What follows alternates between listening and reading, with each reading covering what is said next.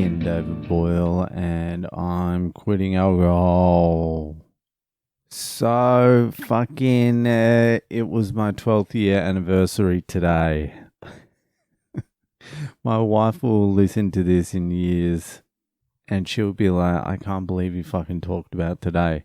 Spent most of the day fighting, almost got divorced. Happy ending, we didn't. Oh my God, 12 years. 12 years together. There's going to be some ups and downs, isn't there? Isn't there? So yeah, 12 years, 16 years together. Jesus Christ. At some point down the track, if we hang in, there will be a point where I've been with her longer than I haven't. And that's sort of approaching another 10 years. Another 10 years I've been with her longer than I haven't. What the fuck is that? What's that? 22 years? No, that doesn't make sense. Oh, yeah. 22 years married. 26 years together. That doesn't even make sense. Anyway, I'm not checking the numbers, but it seems hectic. Whenever I think about that, when I met my wife, I must have met my wife when I was like 25 or 26 maybe. And that seems young because I remember meeting her and I'd lived a whole life. I crammed a lot of shit into those 25 or 26 years. I was like, I'm on the back end of it now. I better fucking tie this one up, like Drake May's wife saying. But I remember feeling pretty old and I was like, fucking better settle down, I think. That wasn't really what was going through my head, but I was like, I have lived a whole life and this feels like the next stage. It feels like the next more mature stage, which took me an extra 10 years to catch up on, to mature. But if you had seen my behavior for the last few days, then you would say he may not have matured at all. Anyway, let's not get into it. It was a beautiful, happy anniversary. My wife will listen to this and go, I can't believe you piece of shit. Anyway, fucking, what are we doing? We're doing a fucking ass boil because you know what time it is. It's ass boiled time. So, if you have a question you would like answered by one of the greatest minds of the generation or any generation in any civilization, comedian, philosopher, crane operator, waterproofer, Boyle, then head to my website, boylecomedy.com, section there for Fucked Up Fridays. I meant ask Boyles, but fucking whatever. Ask me a question, write in a goddamn story. Last week's was a banger. Try and top that. Stories more important than questions, but I love the questions as well. So do it all. boylecomedy.com.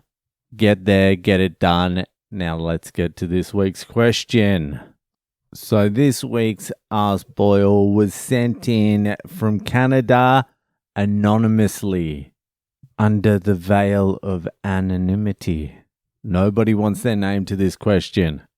Let's see what it is. All right, here it is, this week's Ask Boyle. So, what's your view on the Canadian political scene? Ooh, my forte. As with most countries, we have a choice between douchebag A and douchebag B. Currently, we have douchebag libtard in charge, and I do believe that he's choosing the side of the World Economic Forum rather than siding with the countrymen.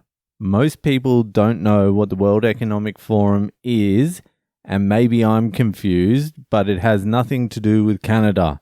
Under no circumstances do I want my country or my life controlled by a bunch of old fuckers meeting up in Switzerland. The more I think about it, the more I think I'm a libertarian. Just leave me the fuck alone and stop making government so big. Stop all the control. Well, Scooby-Doo, you have come to the right place. Canadian politics, my absolute fucking bread and butter. For starters, what you need to understand, if you're Canadian as well as Australian, you don't actually have a country. It's not a country. You live in a resource-rich, vassalized outpost of the multinational corporate and financial interests. That's what you live in. There's people in your country, like there's Canadians and there's Australians who live in the country that believe it's a country, and there's people who are proud to be part of it, but you're not an actual country. You have no autonomy at all, like zero. The majority of your country was asset stripped and privatized over the last 20, 30 years, just like Australia. And you have now got Mark Carney, who isn't fucking listening to the World Economic Forum. He fucking is the World Economic Forum. Do you not know this guy's history? The cunt worked for Goldman Sachs, for starters.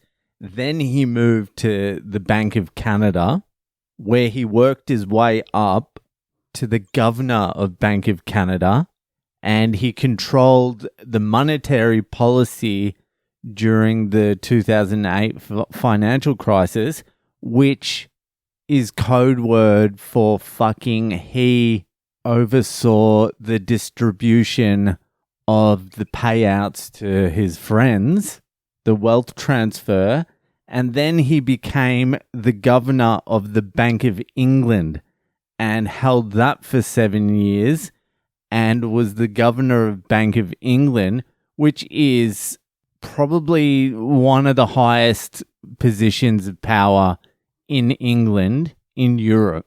And he held that for 7 years, and he was there during Brexit and COVID-19. Mark Carney wasn't an accident. He was installed. And I assume he was installed for the managed decline and possible breakup of Canada. Don't be fooled by any of the fucking, like, anti-establishment shit he was saying at Davos at the fucking World Economic Forum and shit like that. Like, this cunt is system all the way through. This guy is not a rogue. This guy is doing the bidding of the guys who are behind the fucking curtain. He's the closest guy to the curtain.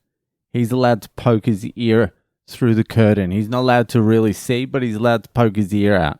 What we need you to do is run Canada into the ground, break it up, cause division, sow more division, usher in the CBDCs, let the corporations in.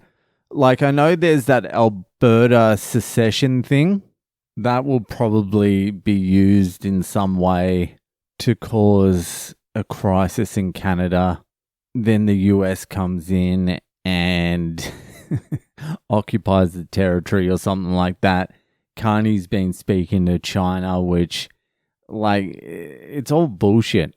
It's just one of those things where it gives them plausible reason. Well, it gives the US plausible reason just to come in and overthrow Carney with the help of the Alberta separatists. And take it over. And then the US, and when I say the US, I don't mean the people of the US. I mean the corporations, the money, the finance, the tech, control Canada, which they already do, but like, they want more. They always want more. It's extraction until death. That is the game the parasites play. Extract until death, until the host is dead. I remember reading on Twitter, someone was like, yeah, but if we don't have money, like, they lose revenue. Like, That's what they want. They want you to have zero and then they move on to the next fucking host. Zero is where they want you. Yeah, but they won't have any revenue if we're all broke. You naive child. Yeah, so Canada, well, it's not looking good for Canada. Let's just put it that way. I love Canada as well. I'm going to come back, do some shows this year. Toronto, Vancouver. I want to head to Alberta. We separated from the union because I have a US visa, so I should be all right to get into Alberta by then. No, I think you guys are fucked. I think you're just as fucked as Australia. They're going to strangle you until it's fucking impossible to fucking breathe. I don't know how long that takes. I don't know what fucking process that fucking follows, but yeah, you're fucked. And Carney is there to oversee it. And all these centers of power, all these dudes in positions of power, they're all in on it. There's no white knight. There's no savior. No politician's going to come out of the clouds and fucking help. Anyone that even remotely helps is taken out almost immediately. Before they even get there, like, there's so many screening fucking processes, steps of screening on your way to a position like that no one who is going to help is going to get there. I'm even suspicious of Thomas Massey now in the US. I'm like, that doesn't make sense. Maybe they're controlling the narrative on that side of the things as well. And I like Massey. I like what he says. I like what he does. But the same thing happened with Jimmy Carter. Jimmy Carter seemed like a decent, good, honorable man who committed heinous war crimes when he was president. Because you have no fucking choice. You've got no fucking choice. So, yeah, the separatist thing could almost definitely end in disaster. That's the way I'm seeing it. Even if it has legitimate reasons and it is done earnestly through the goodwill of the people, it will be hijacked and used to sow discord and division. Like, that's just the way these things work. This is Pol, babe.